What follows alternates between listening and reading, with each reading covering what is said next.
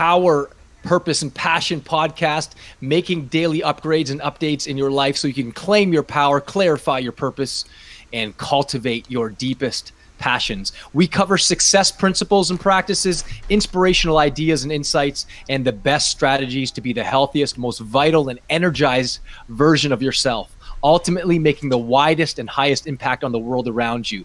I'm your host, Anthony Cheam, ready and privileged to serve you and make a big difference in your world and in your life. Thank you for joining us, Cam, and the rest of the community around the world, the cities, the countries, people from many different places around the world. It is awesome that you are on our show today. Hey, Cam, how's it going? It's going really well, Anthony. Thank you for that intro. Pumping me up you. Already. It's all about. It's all about. Oh, absolutely.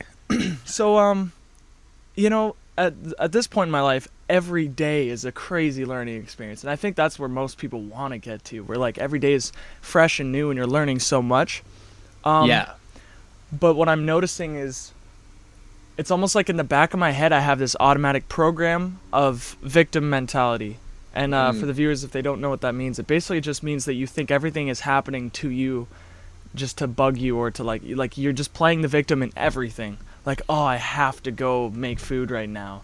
Oh, I have to go to work, or I have to help this person, or I have to do this, I have to do that.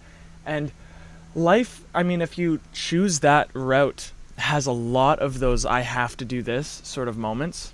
And I guess I wanted to ask you if you had a sort of like strategy on how to get out of that headspace and, you know, see it as I get to do this, or motivate yourself to do these things, because I feel like a lot of people get wrapped around the idea of like life is just full of struggle and pain and all this stuff. So what do you think about that? Well, in one thing that you just mentioned, things don't happen to you. They actually happen for you. Just let that sink in for a second. Just a shift in that language pattern. Things aren't happening to you. They're happening for you. And if you start to shift your mentality from, oh, life is tough, it's happening to me, why is this happening to me, to everything is serving my evolution at some level. This is a teachable moment. I'm here to learn something, and then create a powerful and like an empowering meaning behind every circumstance that shows up in your life. Then that little shift in mindset from, oh, this is so bad, to this is serving me at some level, that immediately puts your brain in solution mode. That doesn't mean you're going to come up with solutions right away. That doesn't mean things are, that doesn't mean exactly that, you know, the floodgates of heaven are going to open and all your problems are going to go away. No, but that means you put yourself on a pathway to empower yourself that this is serving me. I can do something about it. Even if it's something like, I can shift the meaning from this is bad to, okay, what can I learn from this? That immediately shifts your brain from victim mentality to, I can find an answer that's going to powerfully impact my life in a positive way. That alone. So it's all about shifting mindset and being aware of the mindset that you're in. So, you know, I remember hearing a quote a long time ago from a life coach, and it really spoke so much truth to me and what I do for a living, and helping people go from a victim mentality to upgrading their life on a consistent basis is, it's a whole lot easier to be a victim of circumstance than to be a victim of your own choices. Let that sink in for a second. It's easier to blame circumstances, an event. It's easier to blame a person. It's easier to blame yourself and beat yourself up, because then you sidestep your responsibility to actually make it better and do something about it. It's not me. And the one thing I can tell you right now is, you know, if you continue to blame yourself, blame an event, or blame another person, that's going to reinforce that you're basically wiped clean of the responsibility to make it better. So if you blame, oh my gosh, that car accident I had 2 years ago, it hurt me physically, and then I haven't been able to pick myself back up. If you continue to reinforce that, you basically say a circumstance has more power over you than you do, and the choices you have over your life. It might be someone that maybe broke your heart 5 years ago, and you've never been able to recover from it. And as long as you continue to blame that person for where you are, you continue to reinforce that this person has power over you in this moment, and reinforces the fact that the environment around you has power over you. And that's not the truth either. But blaming yourself, that's not going to empower you either. And so what I want to get people to understand is there's something called the 3 S's. And I learned this from Tony Robbins, and it's a very powerful strategy that I use in my coaching practice, as well as on myself, to kind of remind me of certain subtle and basic strategies about how to get yourself out of victim mentality. And the first one you got to think about, and we've talked about this before, is the first S, is what state are you in? What current emotional, physiological state are you in when you are thinking or focusing on your life? Are you in a crappy state, a sad state, a frustrated state, or are you in a powerful, happy, determined state? Because depending on what state you're in, that's going to filter how you see your circumstances. And I'm sure, Cameron, you've had times where everything around you is going well, but then because you're in a crappy state, you perceive everything around you going well as, oh, but this won't last. But you probably had the actual experience of, as an example, not everything is going well, but you're in a powerful, emotional, physiological, mental state, and you start to perceive the opportunities amongst all the struggle. You basically derive your strength from the struggle, as Napoleon Hill says. So determining what things mean to you, how you see your world, how you filter through your world is based on the physiological, mental, emotional state. So that powerfully affects how you're going to be, what you're going to say, your language patterns, where your focus is going to be on. If you're in a sad state, you're automatically going to focus on what's sad around you. And then have you ever noticed too, Cam, when you're in a sad state, you start to think about everything that's sad in the world around you. And then it's just like stacks and stacks and stacks. And then you start to go, oh my God, my world is brutal. Why even try? But again, equally, you might've been in a powerful state where you said, not everything's going well, but I have the power. I have the vision. I've got the attitude. I believe I've got enough faith. I've got enough fire. I've got enough flexibility to make my life different in this moment. And I will find the opportunities amongst the calamities, as they say. So the first S is state. If you cannot get out of your state that you're in, and number one, be aware of the state you're in, and then trigger a more powerful state, let me tell you, the next 2 S's are probably not going to help you too much. So state it powerfully affects a lot of things. And the reason why I'm so focused on the first S, because as I said, if you don't focus in on state, then changing your state and shifting your state and engaging and indulging powerful states, the next 2 S's aren't going to really matter. They're not going to really serve you. The next S is your the next S is your story. So there's actually a new a degree or new school. I think it's Columbia University offers this, and they've been offering this for years now. It's a program called narrative therapy, and it's basically getting to people's narratives, getting to people's story through their language. And I like the example of, let's say you just you're driving to work, you're going to a sales meeting, and 2 of your tires all of a sudden go flat. And all of a sudden you're like, oh my gosh. And as soon as you focus in on the 2 flat tires, you're like, your brain starts to make a case. Oh my gosh, you're going to be late. Oh my gosh, why is this happening to me?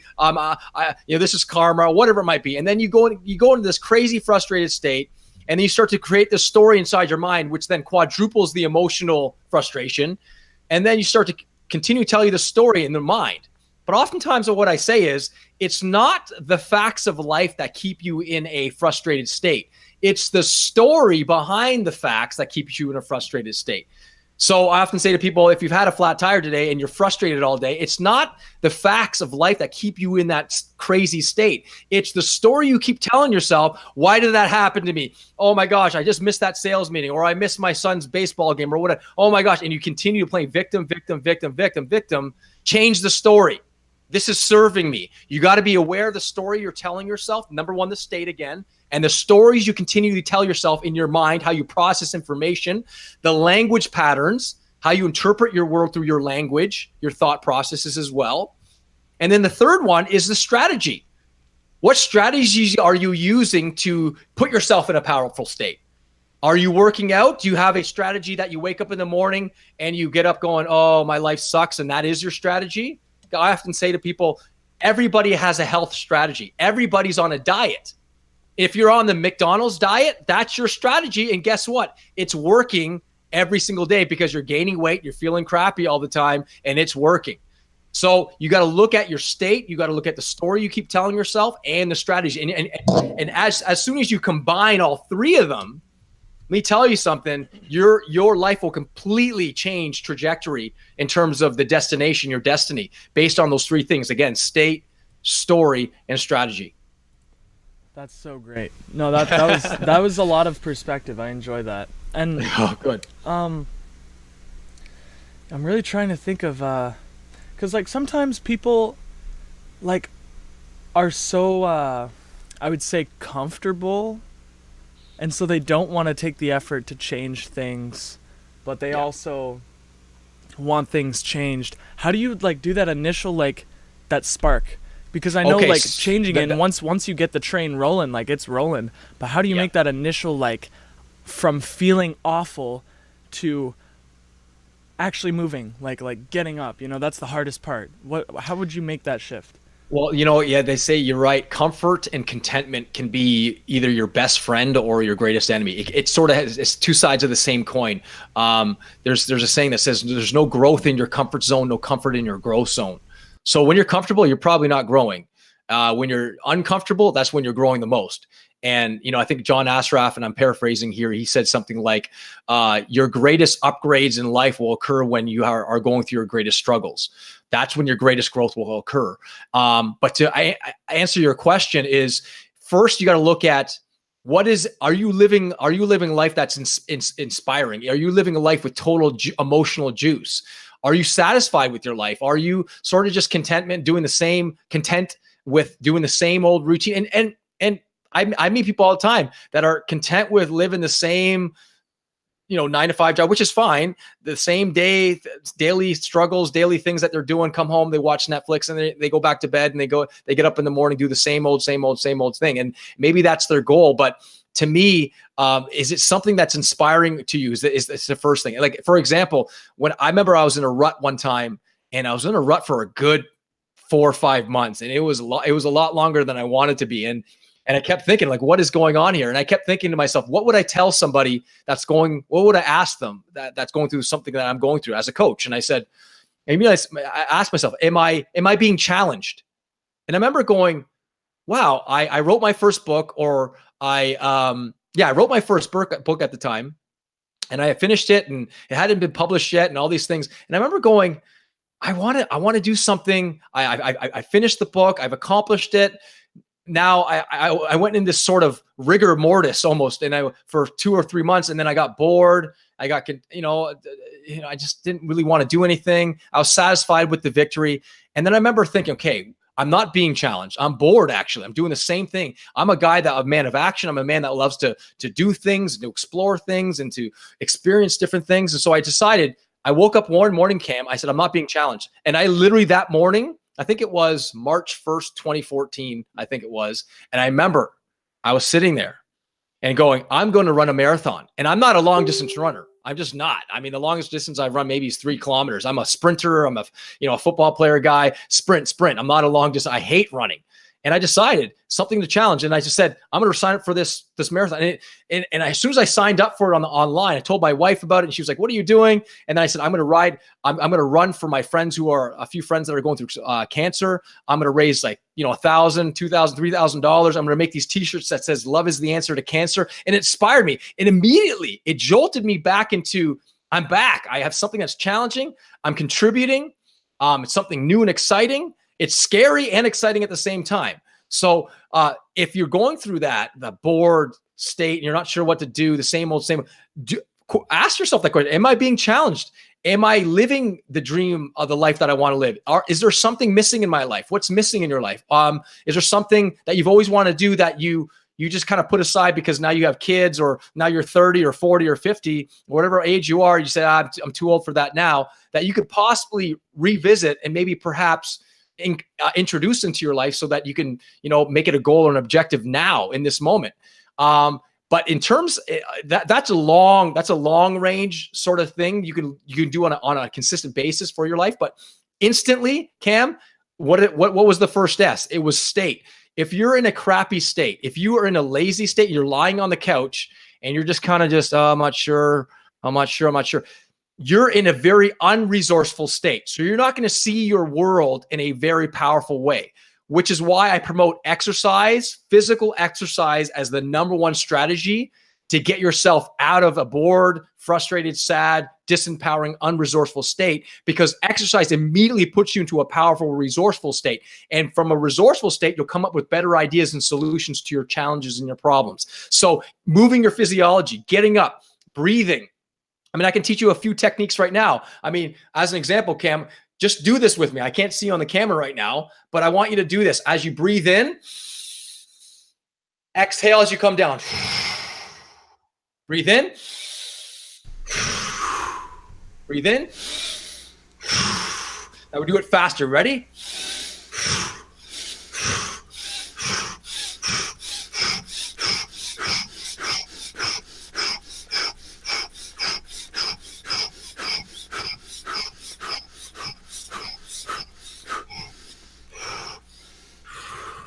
Now we did that about 25 times. Now, how do you feel after doing 25 power breaths like that? Honestly, instant energy, like right away. Instant energy. For real, Instant energy. And I'm doing that sitting down. And so that took what, 15 seconds Less. to do? If you can literally just catch yourself going into victim mentality, get up, do the 50 power breaths like that, and notice how you feel. Notice how you perceive the victim mentality archetype in you. All of a sudden, the powerful state will bring about a powerful warrior-like archetype, which will see things differently based on the state you're in. Remember, state that basically filters everything that you see. Physiology is basically the vehicle through which you interpret all information. So based on the physiology you're in, what physical state or emotional state you're in, you'll interpret your world based on the physiological emotional state you're in. So if you change your physiology, you're going to interpret and see your world differently. And so anytime I'm on a down state, what I tend to do is I immediately look to basics. What is my physiology right now? What is my mental state? And oftentimes what I do, and I think I did this a few podcasts ago, about, repeating a power phrase. So not only combining power breathing with just doing the power breathing, but I also do power breathing with something like, God's wealth, health, wisdom, power, love, and energy circulates in my life. His wealth, health, wisdom, power, love, and energy flows, glows, and surges to me in avalanches, hurricanes, tidal waves, tornadoes, vortex explosions, eruptions, thunderous booms, and lightning bolts of abundance. All my needs, desires, goals, intentions, and dreams are met now, instantaneously, by infinite intelligence, for I'm one with God, and God is everything. And then I repeat that, and then I do some breathing. Within 2 minutes, Cam, all of a sudden, I'm not thinking about how crappy my life is. I'm thinking about how great my life is. And I'm focusing on what can I achieve? What can I experience? What can I give? So you got to be able to channel, number one, be aware of the state you're in. Know that you have the power within you to act, to change your physiology, change your mental state, to change your language patterns, change your focus. And from that, the more you condition yourself to go to be and to associate pleasurable feelings to these powerful states, the more you're going to get sort of addicted to it, the more you're going to want it, the more you're going to move towards that, the more you're going to envision your life with much more gratitude and power. And then it's funny, synchronicities will begin to happen. Opportunities will start to open. And here's the thing. Here's the great thing. They were always there. These opportunities were always there. It's just now you're in a state, a mindset, a physical state to be able to see them. Wow. Okay.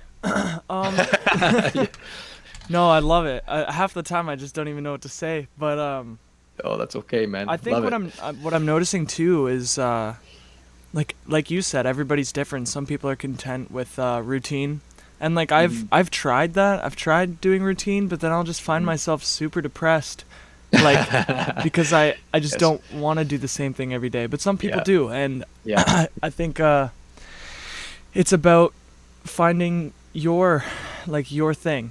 And like when you started talking about challenge, man, I got excited. Like that's me. Yeah. I want a vision and a really challenging road to get there, Mm-hmm. And so for me, that would be, I want to come out with an album or something. And so first of all, I got to spend so much time writing the songs. Mm-hmm. And then recording them, and then gathering people to maybe record on them as well, and then distributing it, making artwork. Like there's just so much that goes into it, and that excites me, like that challenge, right? And so Yeah, I guess I kind of encourage people to figure out themselves a little bit so that they know like exactly what it might be that that pumps them up, that Yeah. gets them out of that state. Really. You know what, Cam? I like this is this is basic neuroscience, and I'm obviously not a neuroscientist, but I read a lot about the science of the brain, and it talks about the reward centers of your brain are most active when number one, you're being challenged. That and you actually break through and you overcome it. Number two is when something's new and exciting, something new is introduced into your world that's exciting, that you're focusing on, you're looking forward to. And number three, you're making a contribution. So look at those three things in your life. So the reward centers of your brain will light up like crazy, like a Christmas tree when you're being challenged, when something's new and exciting, and you're making a contribution to your family, your friends, or society, or whatever it might be. It doesn't have to be huge. Could just be your local church or mosque or whatever. It doesn't really matter. But the point is, you put all three of those components into your life, into one area of your life, like let's say into your physical fitness, something that's challenging, something that's new and exciting, and something that is, making a contribution, just like I did with my marathon. It was definitely challenging. It was new and scary and exciting. And number three, I was making a contribution to my friends who were suffering from cancer, and I was raising money, and I made this t-shirt because I said, love is the answer to cancer. And the truth of the matter is human beings are the absolute best. You see it in human beings are the absolute best when they're being challenged. And let me just kind of use this metaphor. And I love this metaphor because I think it really works and kind of it really illustrates how powerful being challenged is. So if I were to ask you, Cam, and I do this in my seminars too, and in some of my coaching clinics and one-on-one coaching as well. And I ask the audience, I'll say, so what is it you want? And I mean, sometimes I'll get, so I want $1 million, and I'll get, okay, great. What do you want that $1 million? Why do you want it? And they might go, okay, I want it because I want to buy a nice car. I want to pay off some debts. And I don't know, I'm not sure. I think that's it. And then I ask person B, what do you want? Well, $1 million would be nice. And the person B might go, well, I want $1 million because, and I ask the person, why do you want $1 million? And the person might say, well, because I want to bring my wife home from the job that she hates. I want to give $100,000 to, the sick children's hospital because when my kids were little, my kid had some sort of disease, and they treated them by treating my kids so well. I want to take my kids on vacation. I want to support my parents who are old, and I want to put them in a nice home. Now, who's going to have more drive to get that $1 million? Person A or person B, Cam? Who would you say? I think it's pretty obvious. Yeah, right? So the idea is it's not the goals that keep people moving. It's the purpose behind the goals. As Tony Robbins says, reasons come first, answers come second. Reasons come first, answers come second. So when you have a powerful reason to do something and it's inspiring, it's a powerful purpose, you're going to do it. And here's the second part of it. I often say in my seminars, I love this example because I always get a great sort of aha moment from the audience. And I'll say, who in here right now in their business attire, let's say, could run from, let's say, from here to 42.2 kilometers from where we are. In my case, I'm in Burlington, from Burlington to Toronto in their current attire. And let's do it right now. And rarely do I get a hand going up. Some people might. And the people's hands who do go up are usually marathon runners. But for the most part, I'd say 99% of the people don't put their hands up. And I'll say, okay, can I get a volunteer in here? And I'll say, all right, what's your name? Joanne. Joanne, nice to meet you. Give her a hand. So Joanne, could you run a marathon right now? And she invariably, she says, no, I can't. I've never run more than a kilometer. I'll say, all right, great. Do you have any kids, Joanne? Yeah. How old are they? 10 and 6. Great. What if I took your 6-year-old daughter, brought her, and I use this sort of cynical, but it's just to prove a point. And I said to your 6-year-old, Joe, your mom's going to run a marathon. That's 42.2 kilometers. What do you think she'd say? And then Joanne might say, well, she'd probably laugh. But then let's say I did this. I pulled out a gun, put it to your 6-year-old's head, and I said, run a marathon or your child dies. What are you going to do? And she goes, I'm running a marathon. I said, whoa, wait a second here. Just a second ago, you were absolutely certain that you could not run a marathon. Now you can run a marathon? You're just going to do it? What changed? And she says, well, something like, the goal changed. No, the goal stayed the same. The goal was to run the marathon. What changed was your reason for running the marathon. You now have a powerful reason to do it. And then I switch it up and I say, okay, what if I said to you in here, each and every single one of you would get $10 million deposited into your personal account upon reaching the 42.2 kilometers and crossing that finish line? How many people are going to join me? And everyone puts their hand up and says, when do we start? And I say, whoa, wait a second in here. Virtually everyone in here put their hand up or kept their hand down when I asked them if they could run a marathon. All of a sudden you could find a way to do it. Well, here's what changed. You now have a $10 million reason to do it. You now have a $10 million reason that's inspiring, that jolts you, that you really want, something that you really want. You've associated enough drive and enough pleasure to that experience. Trust me, human beings, as I said, are the best when they actually are being challenged and they're working towards something that's a $10 million reason or something that inspires them, right? So just look at those elements in your life. And if you're not being inspired, look at the reasons for why you do what you do and maybe amplify it. Awesome. I loved that. So basically, people figure out what reason is your $10 million reason. Basically, I mean, everybody's got that reason. Just figure out what that might be. And I mean, maybe you might need to sit around and think about it, or go do something and see what you like. But I feel like there's something like that for everybody. And I think another thing is a lot of people just don't believe they can do it. There's some people I see who are so passionate about skateboarding or something, and they're kicking ass at skateboarding. They're so good at what they do.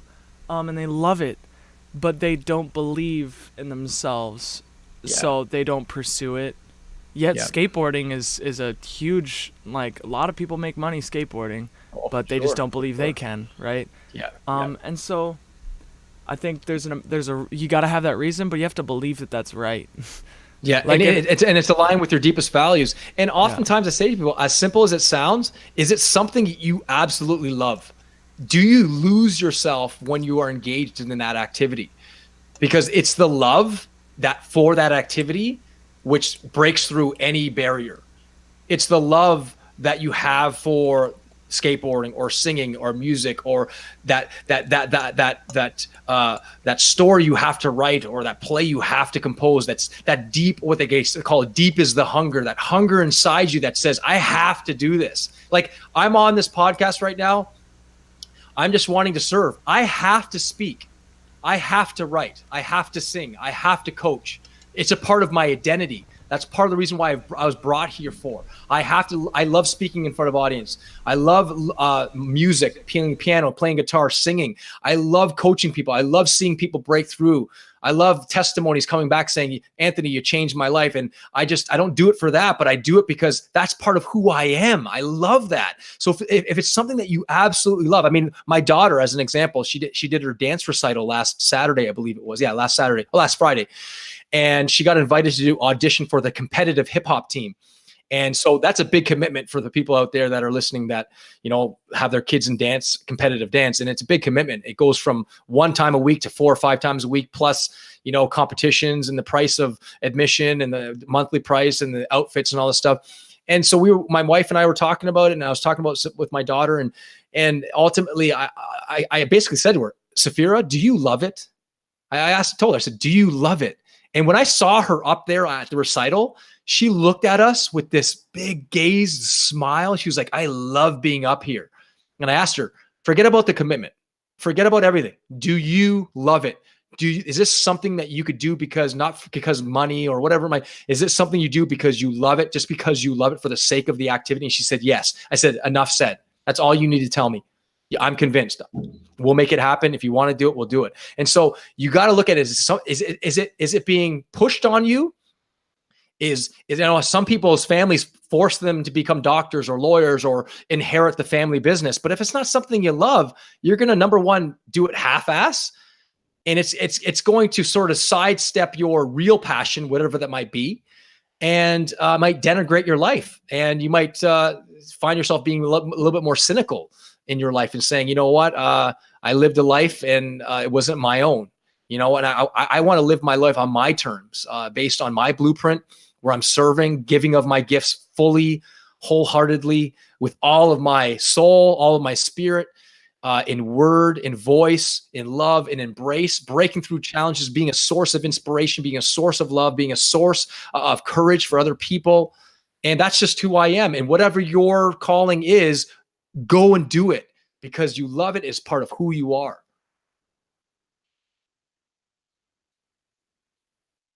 Awesome.